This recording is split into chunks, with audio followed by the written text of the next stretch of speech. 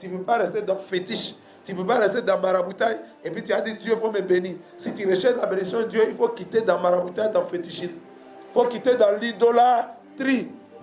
Comme tu aimes l'idolâtrie, l'idolâtrie n'a qu'à te bénir. Comme tu aimes fétiche, maraboutage, ça n'a qu'à te bénir. La Bible dit, il n'y a pas de bénédiction là-bas. Un péché en entraîne toujours un autre. À partir d'un péché, tu peux aller à un deuxième, à un troisième, ainsi de suite. Jusqu'à ce que tu sois totalement englouti dans la boue du péché. Quand Dieu t'envoie quelque part, tu es en mission. Alléluia. Et il faut que tu obéisses. Dans les 4 dimensions de l'obéissance, tu dois demander à Dieu, tu m'envoies où? Je pars quand? Alléluia. Et je fais quoi là-bas? Je travaille avec qui? Celui que Dieu envoie dans une mission il est en mission. Et si tu quittes, parce que tu penses que c'est vrai, Dieu est ici, tu quittes, tu es démissionnaire. Et celui qui est démissionnaire, est-ce qu'il va avoir encore la récompense de celui qui l'a employé? Non. Dans chaque peuple, dans chaque nation, dans chaque ethnie, il y a des personnes souffrantes. Dieu veut les aider. Dieu veut les transformer. Mais les Égyptiens sont restés endurcis malgré les 9 fléaux. Donc Dieu a dit quoi? Souvent les Égyptiens pouvaient se dire, oh c'est un hasard. Comme les hommes de ce monde, ils croient toujours au hasard. C'est pourquoi ils jouent le jeu des hasards. Mais la Bible nous dit que notre Dieu n'est pas un Dieu des hasards. Les hommes, ils aiment le hasard. Et ils croient au hasard parce qu'ils pensent que leur vie était un hasard. Ils pensent qu'ils sont venus sur cette terre-là au hasard. Ils pensent que leur vie ici n'a pas un commencement. Alléluia. Ils pensent qu'il n'y a pas quelqu'un qui a suscité leur venue sur la terre. Ils voient tout en hasard. Dieu voulait montrer aux Jésusiens que ce qui arrive là, ce n'est pas un hasard. Ça va vous consoler dans tous les aspects de votre être. Donc Dieu te touche d'abord toi-même. Alléluia. Il te touche toi-même de manière personnelle. Mais il va toucher aussi tes biens. Pour que tu comprennes que rien n'est impossible à Dieu. Pour que tu comprennes que Dieu a le contrôle aussi bien sur le spirituel comme sur le physique. Dieu a le contrôle sur le royaume de la lumière et tous leurs agents, comme sur tout le royaume des ténèbres et tous leurs agents. Toute l'Égypte était en deuil, tout le pays en deuil. Si tu cherches bénédiction, il faut obéir à Dieu. Il faut obéir à la parole de Dieu. Pharaon cherche bénédiction, mais il ne veut pas obéir. Il veut rester dans l'idolâtrie et puis avoir bénédiction. Il veut rester dans l'endurcissement. Il ne veut pas craindre Dieu et puis il cherche bénédiction. C'est quelle bénédiction ça? Beaucoup d'hommes aujourd'hui sont comme ça. Ils viennent dans l'église pour chercher mariage. Ils viennent dans l'église pour chercher travail. Ils viennent dans l'église pour chercher élévation. Ils viennent dans l'église pour chercher une situation sociale meilleure. Alléluia. Ils font 3 semaines, 1 mois, 2 mois, 1 an. Quand ils ne voient pas ça, ils font quoi? Ils sont prêts à sortir de l'église. Parce que ça veut dire qu'ils n'étaient pas là pour Jésus-Christ. Il dit, moi je suis venu dans votre église, je n'ai pas vu, donc je vais sortir. Tu n'étais pas là pour Jésus. Tu n'étais pas là pour l'œuvre de Dieu. Tu étais là pour toi-même. Il dit, c'est la bénédiction de l'Éternel qui enrichit et il ne la fait suivre d'aucun char. Quelqu'un qui a travaillé pour toi pendant 430 ans. Aujourd'hui, il s'en va là. Il ne peut pas aller en vite. Le Dieu que nous adorons, il est le Dieu de la grande restitution. Il est le Dieu de la réparation. Il est le Dieu de la restauration. Acclame la puissance du Dieu restaurateur. Gloire à Jésus. Tous les péchés où tu peux réparer, il faut réparer. Tu as pris l'argent de quelqu'un, il faut rembourser. Tu n'as pas dit non, le sang de Jésus a coulé. Je lui ai pris 6 millions. Je lave les 6 millions par le sang de Jésus. Jésus a déjà payé les 6 millions. Est-ce que lui, il a reçu 6 millions dans sa main? Non. Tu dois rembourser. Ce n'est pas le sang de Jésus qui a remboursé les 6 millions.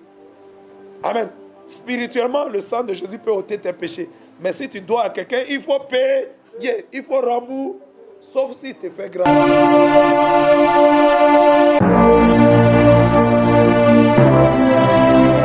Alléluia. Gloire à Jésus. Gloire à Jésus. Oh, est-ce que quelqu'un aime le Seigneur aujourd'hui? Est-ce que quelqu'un aime le Seigneur hier? Est-ce que quelqu'un aime le Seigneur toujours? Acclame le Seigneur. Si ton amour est permanent, si ton amour est total, si ton amour est entier pour le Seigneur Jésus-Christ, acclame-le, donne-lui toute la gloire. Gloire à Jésus. Oh, dis à ton voisin, Jésus est bon. Dis à ta voisine, Jésus est bon. Dis à une servante de Dieu, Jésus là, il est bon. Hein? Dis à un serviteur de Dieu, Jésus là, il est le meilleur. Acclame Jésus, acclame Jésus.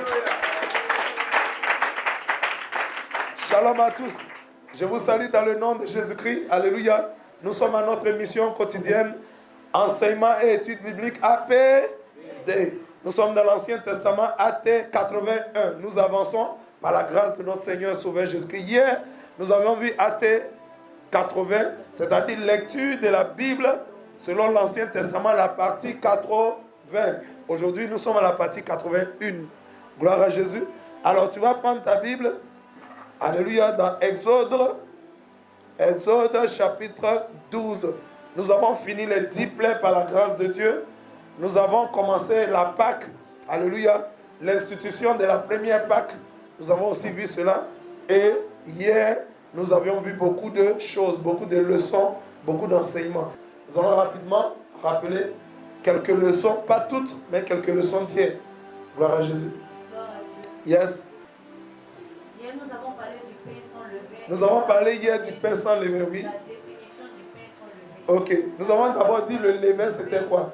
Nous avons dit que le levain, c'est une toute petite pâte qui corrompt une grande pâte.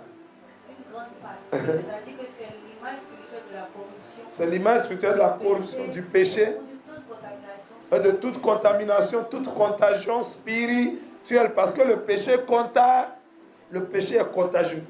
Et nous avons vu que la lèpre, oh, alléluia, c'est l'image aussi du péché. Et nous avons vu que, comment on appelle ça? De la même manière que la lèpre est contagieuse, c'est comme ça le péché est contagieux. Un péché en entraîne toujours un autre. À partir d'un péché, tu peux aller à un deuxième, à un troisième, ainsi de suite. Jusqu'à ce que tu sois totalement englouti dans la boue du péché. Très bien. Et nous avons dit que pendant la période de Pâques, le Seigneur veut que nous soyons sans levain. C'est-à-dire Pendant la... Très bien. Nous abstenions de toute souillure spirituelle. Alléluia. Nous soyons saints, purs et sanctifiés. Acclame la puissance de la parole de Dieu, c'est puissant. C'est très puissant. Alléluia.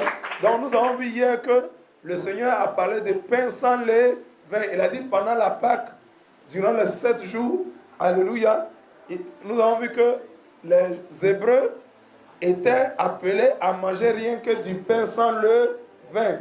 Hier, on a vu que le pain, c'était le symbole de quoi? Jésus a dit, je suis le pain de vie. Le pain qui donne la vie. Le pain, Jésus, en tant qu'homme, il a dit, il est le pain. Il parlait de son corps. Alléluia. Alléluia. Donc le pain, c'est l'image de l'homme. Amen, amen. Et le pain sans levain, c'est l'image de quoi?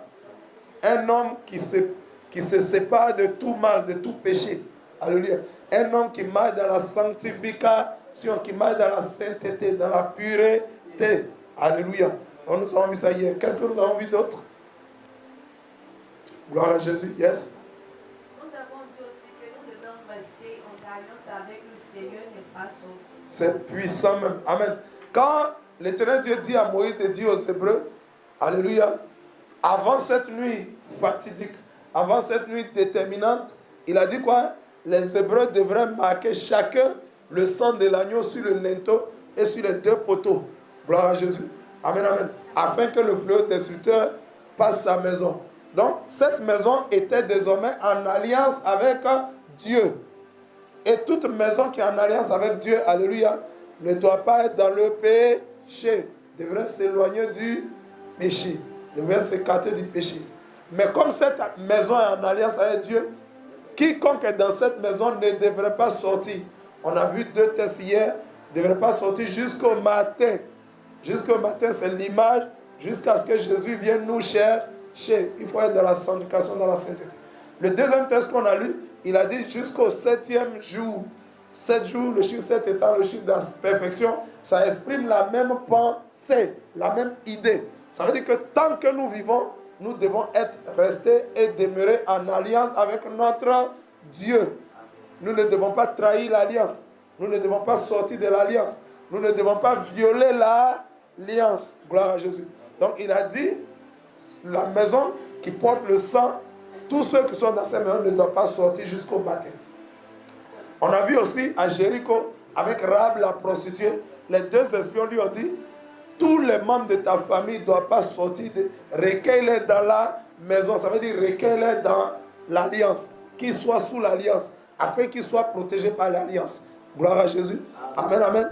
Et on avait vu cela comme on devrait évangéliser afin que tous les membres de nos familles soient aussi exposés au salut de Dieu.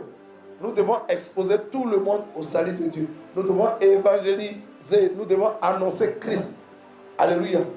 À tous les membres de nos familles et ensuite à tous les autres hommes. Gloire à Jésus. Nous devons le faire. On doit rechercher les âmes perdues. Amen, amen. Mais quand ces âmes sont gagnées, il faut qu'elles restent sous l'alliance. On doit leur dire de ne pas sortir. Amen, amen. Cela préfigurait quoi d'autre? On a dit quoi? Il y en a souvent, ils sont dans l'œuvre de Dieu. Alléluia. Ils sont dans Dieu les prend, Dieu les place dans un ministère, mais il veut sortir du ministère. Il veut sortir de la communauté. Dieu nous a dit de les mettre en garde, de les prévenir. Ézéchiel 3, Ézéchiel 33, la Bible dit quoi? Il faut que tu aies une sentinelle. Il faut prévenir ton frère. Il ne faut pas il va sortir. Alléluia. Amen, amen. Amen, amen. La Bible dit n'abandonnez pas vos communautés. Est-ce que vous comprenez le mystère de la communauté? Quand nous sommes dans une communauté, alléluia, à moins que nous soyons venus au hasard, mais il n'y a pas de hasard dans la présence de notre Dieu. C'est Dieu qui nous prend et qui nous envoie là. Et si Dieu t'a envoyé quelque part, la Bible dit, tout ce que Dieu fait est bon. Amen, amen. La Bible dit, c'est la bénédiction de l'Éternel qui enrichit et il ne la fait suivre d'aucun char.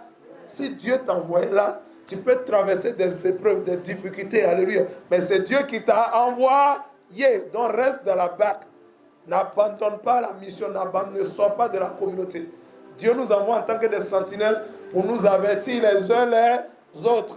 Gloire à Jésus. Parce que si tu sors, alléluia, tu n'es plus couvert par l'alliance. Il y en a qui pensent qu'il suffit simplement de sortir des églises. J'ai quitté ici, aujourd'hui il y a beaucoup d'églises. J'ai sorti d'ici, j'ai allé là-bas, j'ai sorti de là-bas, j'ai allé ici. Tant que Dieu t'a placé, alors il s'est dit, mais là-bas aussi il y a Dieu. Ce n'est pas ici seulement il y a Dieu, c'est ce qu'il s'est dit. Mais si tu sors de là où Dieu t'a placé, Dieu te place là pourquoi? Dieu nous place pourquoi? Jésus aimé a dit, je suis venu faire la volonté de celui qui m'a envoyé. Quand Dieu t'envoie, alléluia, tu dois être dans l'obéissance. Et l'obéissance a 4 dimensions, pour ne pas dire 5. L'obéissance a 4 dimensions, pour ne pas dire 5.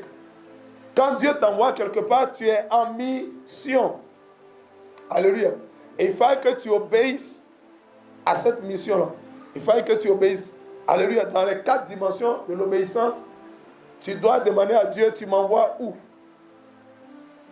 Alléluia. Je pars quand? Là où tu m'envoies, je m'en vais là-bas quand? Alléluia. Et je fais quoi là-bas? Je travaille avec qui? Amen, amen. C'est l'obéissance dans les 4 dimensions. Je fais quoi? Je fais ça où? Je fais ça comment? Alléluia. Je fais ça avec qui? Et quand Dieu t'a envoyé maintenant dans la mission, tu dois rester à ton poste. Quand Dieu vous envoie dans une mission, vous êtes en mission. Celui que Dieu envoie dans une mission il est en mission. Et si tu quittes, parce que tu penses que c'est vrai, Dieu est ici, Dieu est ici, tu quittes, tu es démissionnaire. Et là où tu vas, la grâce de Dieu risque même de ne pas t'accompagner. Parce que Dieu qui t'a envoyé quelque part, il sait pourquoi il t'a envoyé là. Et si tu quittes là, tu es démissionnaire. Et celui qui est démissionnaire, est-ce qu'il va avoir encore la récompense de celui qui l'a employé? Non. Tu peux même t'égarer. Quelqu'un comprend? Donc soyons fidèles. Acclame le Seigneur. Quelle leçon nous avons vu d'autres? Oui. Hier, nous avons aussi parlé de la Pentecôte. Nous avons parlé de la Pâque et de la Pentecôte. Yes. Pendant la Pentecôte, le Seigneur a dit que nous devons venir avec le pain et le levain. Amen. D'accord? Ok, très bien. Donc on a dit, parlant de la Pâque d'abord, on a dit à la Pâque, Dieu dit, venez avec des pains sans levain. Maintenant à la Pentecôte, Dieu dit, vous viendrez avec 2 pains. 2 pains qui contiennent du levain. Et comme on a dit ça hier, c'est vent de Dieu. Amen. Amen. Amen. Oui. On a dit que le Seigneur voulait qu'on vienne à lui tel que nous sommes. Tel que nous sommes. Yes. Acclame la puissance de la parole. Le Seigneur dit, venez tel que vous êtes. À la Pentecôte, Dieu reçoit toutes les ethnies, toutes les races, tous les peuples. Amen. Sans distinction aucune. Amen, amen. Afin de faire quoi? Dans chaque peuple, dans chaque nation, dans chaque ethnie, il y a des personnes souffrantes. Dieu veut les aider. Dieu veut les transformer. Donc à la Pentecôte, il dit, venez à 2 personnes. Les 2 pains, c'est l'image de quoi? C'est l'image des païens. Alléluia. C'est l'image des païens. Gloire à Jésus. Amen, amen. Est-ce que c'est l'image des Juifs seulement? C'est l'image des païens. Et à la Pâque, il nous dit quoi? Il demande, à la Pâque, Dieu nous révèle sa sainteté, sa sanctification. Amen, amen.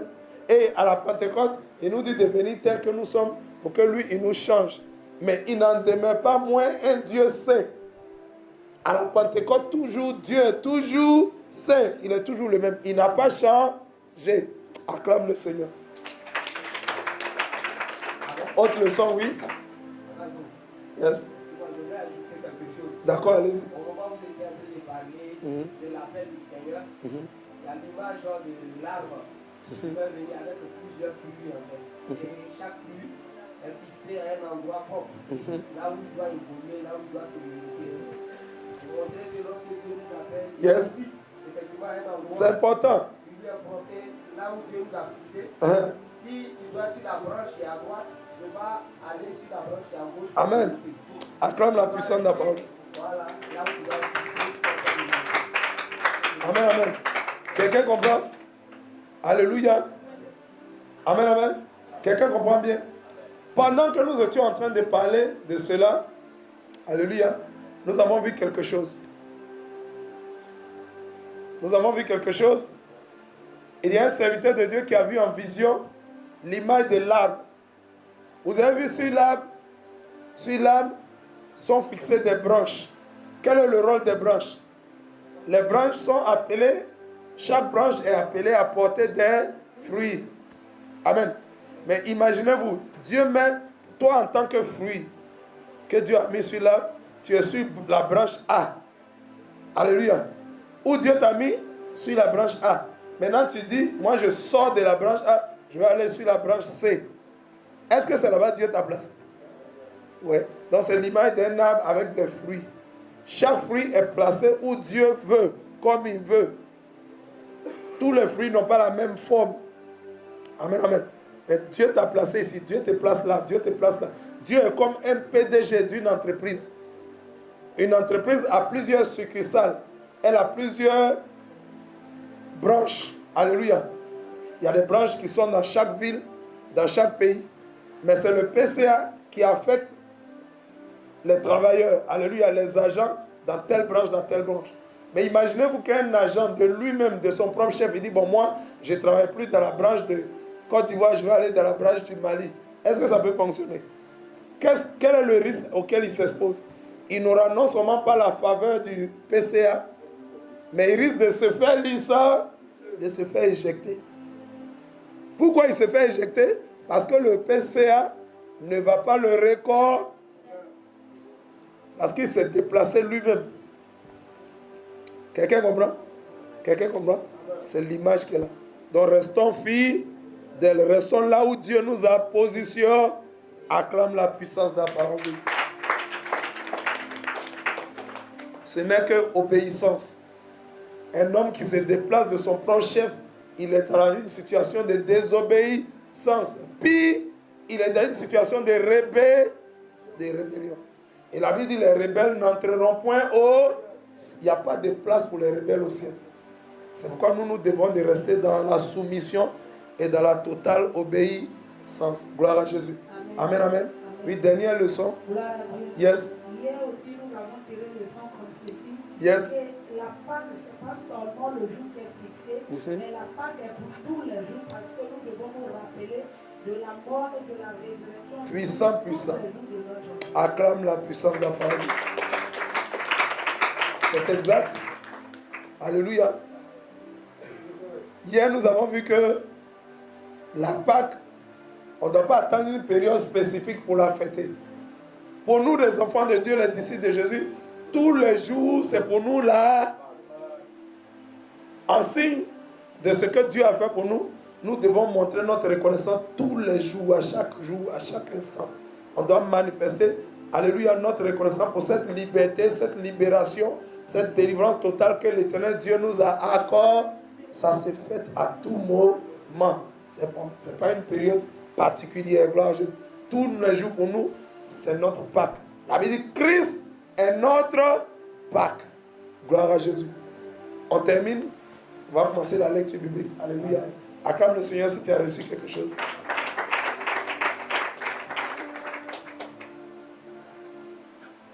Amen, amen. Ok, on va commencer la lecture biblique. Il n'y a plus de... Nous commençons. Hier, nous nous sommes arrêtés à Exode chapitre 12, verset combien? Verset 28.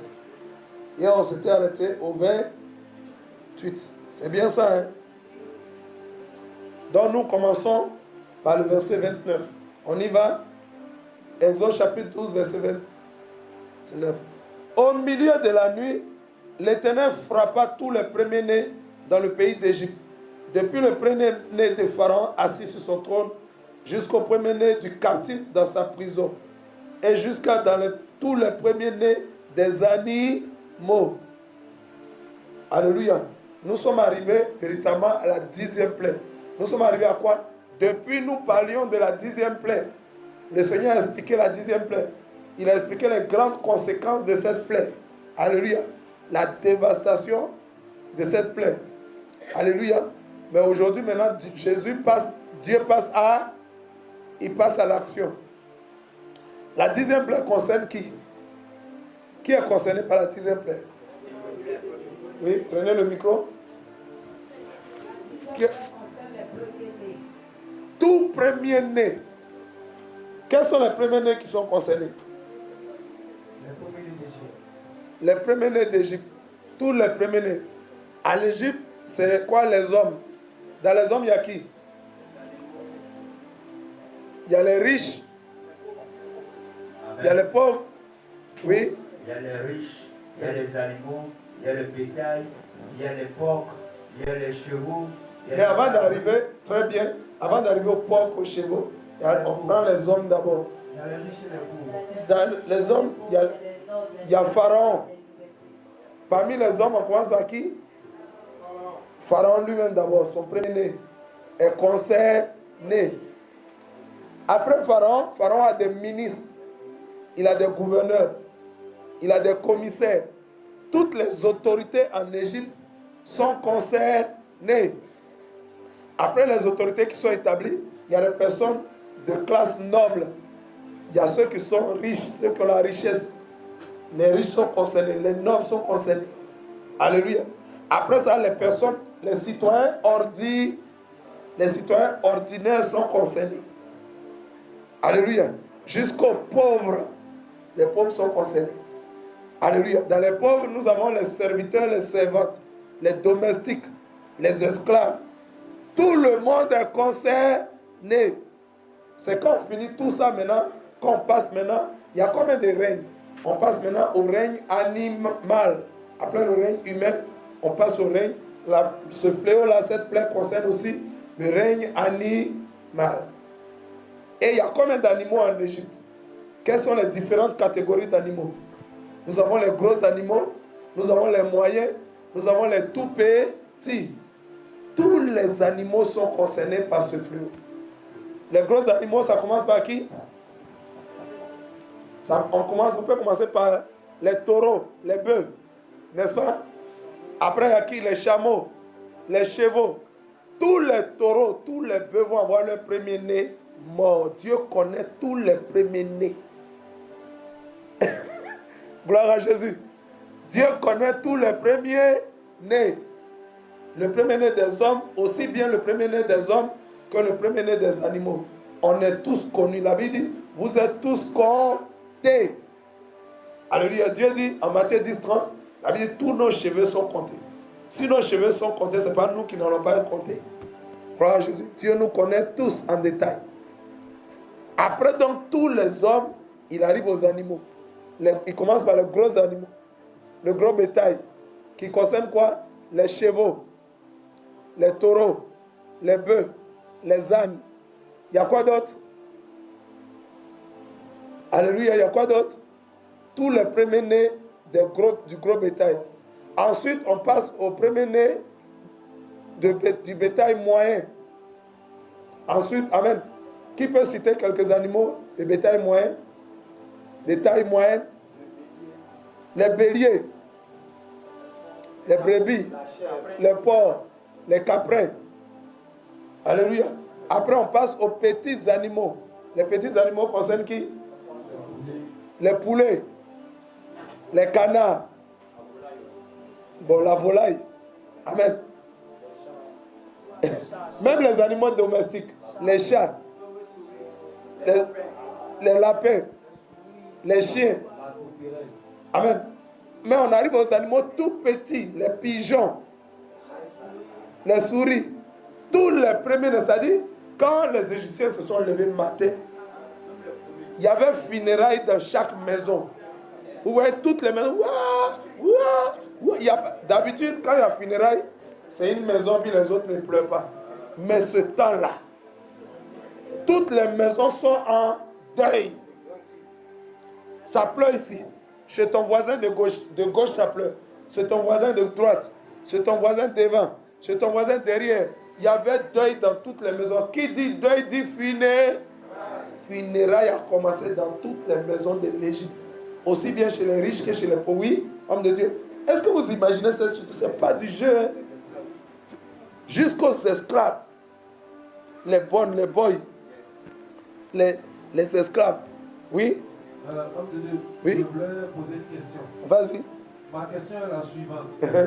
J'aimerais savoir, est-ce qu'il y a une explication logique du fait que pourquoi est-ce que la colère de l'Éternel ne s'est pas limitée uniquement aux hommes, mais elle est descendue jusqu'au, je peux dire, jusqu'aux biens, les animaux, qu'ont les Égyptiens. Amen. Donc c'est ce que je voulais savoir. Amen, amen. Est-ce qu'il y a une explication logique à cela? Gloire à Jésus. Acclame la puissance de la parole de Dieu. Effectivement, il y a une explication. Parce que quand on parle, un fléau, c'est quoi? Un fléau, c'est un agent de destruction. Un fléau, c'est un instrument de destruction. Et quand le fléau est envoyé, alléluia, ici le fléau qui a été envoyé, c'était quoi? C'était la mort. Mais les Égyptiens sont restés endurcis malgré les 9 fléaux. Donc Dieu a dit quoi? Souvent les Égyptiens pouvaient se dire, oh c'est un hasard. Comme les hommes de ce monde, ils croient toujours au hasard. C'est pourquoi ils jouent le jeu des hasard. Mais la Bible nous dit que notre Dieu n'est pas un Dieu de hasard. Les hommes, ils aiment le hasard. Et ils croient au hasard parce qu'ils pensent que leur vie était hasard. Ils pensent qu'ils sont venus sur cette terre-là au hasard. Ils pensent que leur vie ici n'a pas un commencement. Alléluia. Ils pensent qu'il n'y a pas quelqu'un qui a suscité leur venue sur la terre. Ils voient tout en hasard. Dieu voulait montrer aux Jésusiens que ce qui arrive là, ce n'est pas un hasard. Ça va vous consoler. Alléluia. Alléluia. Dans tous les aspects de votre être. Nous avons d'un côté les hommes. Mais nous avons d'un autre côté les animaux. Mais les animaux appartiennent à qui? Les animaux appartiennent aux hommes. Amen, amen. Dieu, quand Dieu veut te toucher là, pour que tu saches que c'est Dieu qui t'a touché là, il te touche depuis toi-même jusqu'à tes biens. Les animaux représentaient les biens des Égyptiens. C'était leur richesse. Donc Dieu te touche d'abord toi-même. Alléluia. Il te touche toi-même de manière personnelle. Mais il va toucher aussi tes biens. Pour que tu comprennes que rien n'est impossible à Dieu. Pour que tu comprennes que Dieu a le contrôle aussi bien sur le spirituel comme sur le physique.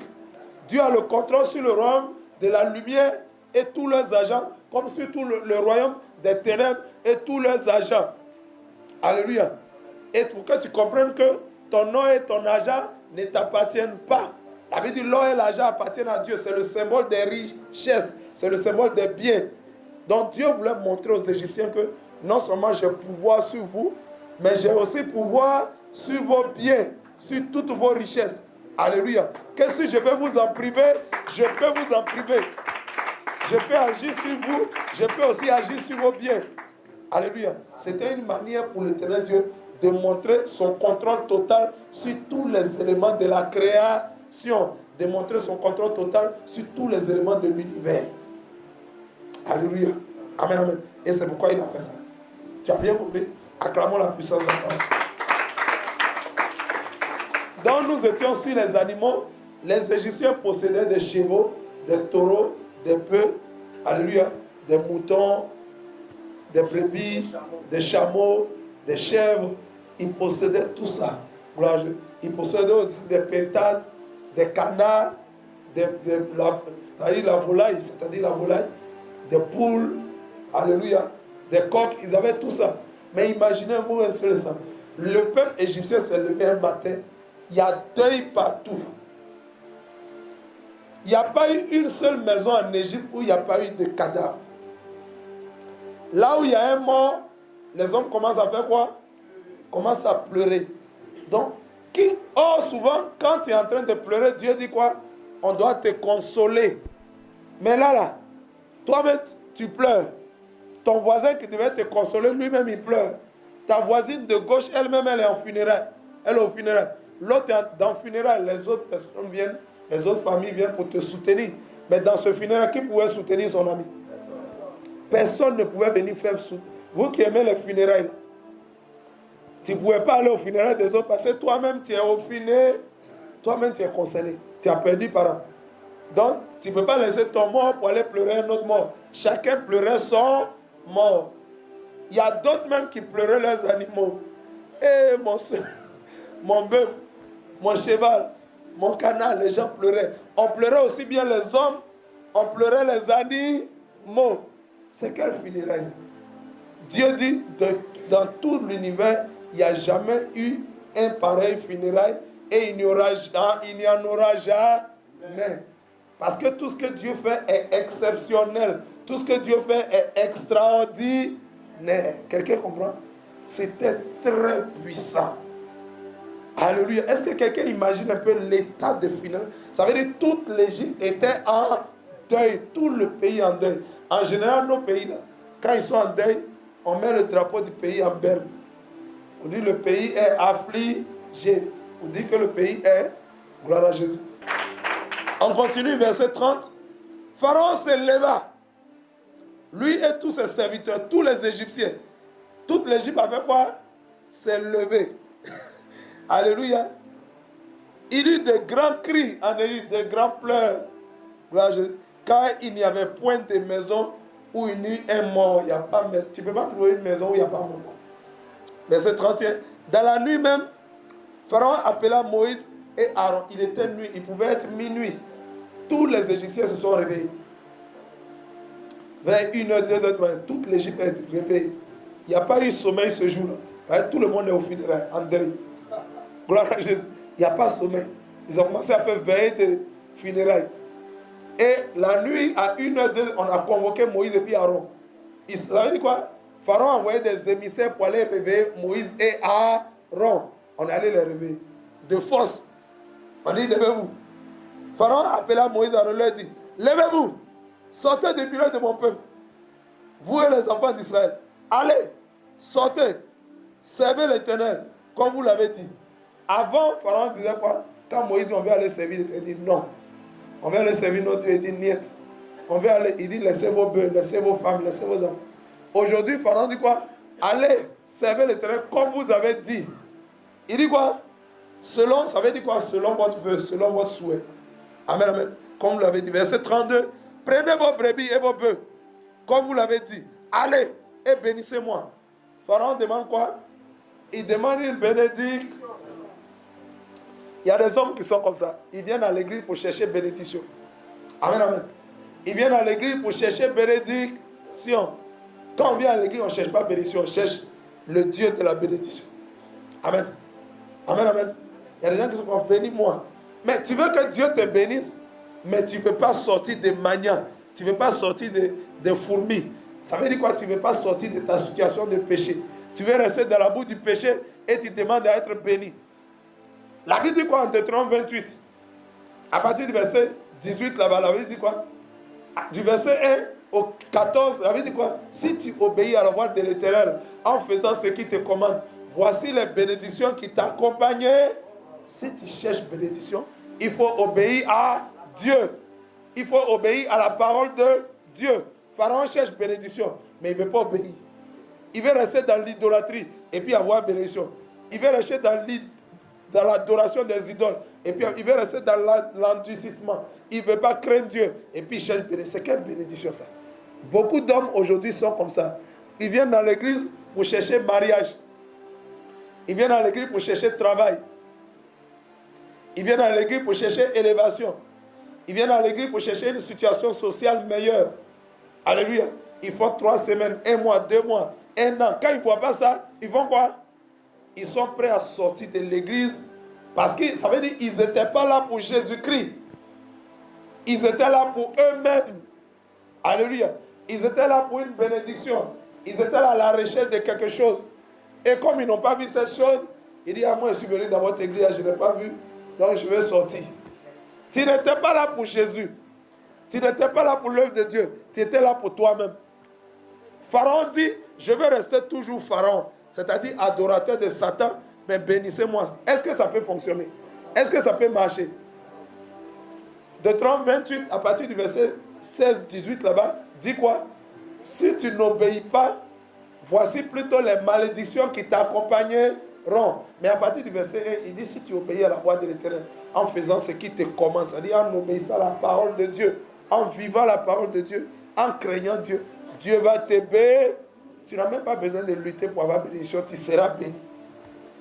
Amen, amen. Amen, amen. Pour être sauvé, il faut accepter Christ et marcher en nouveauté de vie. Amen. Pour être sauvé, il faut accepter Christ, marcher en nouveauté de vie dans la sanctification, dans la sainteté, dans la pureté. Amen, amen. Amen, amen. Pour être élevé, il faut quoi? Pour être béni, il faut quoi? Il faut obéir à la parole de Dieu. Il faut se soumettre à Dieu. Gloire à Jésus. Acclame la puissance de la parole de Dieu. Le Dieu que nous servons, c'est un Dieu de principe. Mais tu ne veux pas obéir, tu cherches bénédiction. C'est quelle bénédiction tu as? Pharaon dit, bénissez-moi. Il dit, bénissez-moi. Tu ne vas rien avoir, Pharaon. Tu n'auras rien.